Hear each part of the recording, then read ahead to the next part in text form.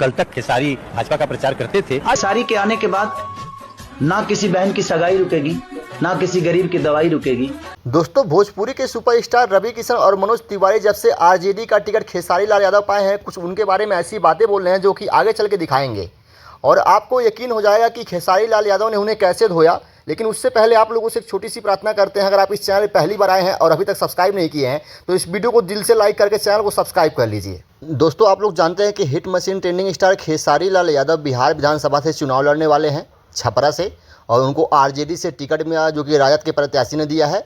और उनकी पत्नी चंदा देवी लड़ने वाली थी, लेकिन जब से बीजेपी का टिकट पाए हैं तब से जो उनके विरोधी और भाजपा में जो काम करने वाले नेता हैं वो खेसारी लाल यादव के ऊपर लगभग कुछ नेता ऐसे टिप्पणी कर रहे हैं जिसको देखकर आप हैरान हो जाएंगे कि ऐसा टिप्पणी क्यों कर रहे हैं। दोस्तों, सबसे पहले आप लोग ये वीडियो देखिए। इस वीडियो में मनोज तिवारी क्या कह रहे हैं खेसारी लाल यादव को।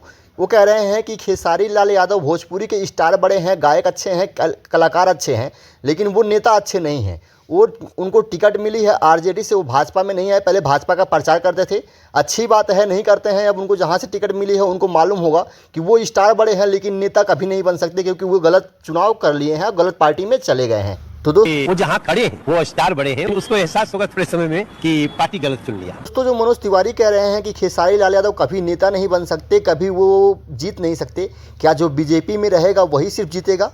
अलग पार्टी से अगर आप ज्वाइन करते हैं, अलग पार्टी से आप चुनाव लड़ते हैं तो क्या आप नहीं जीत सकते?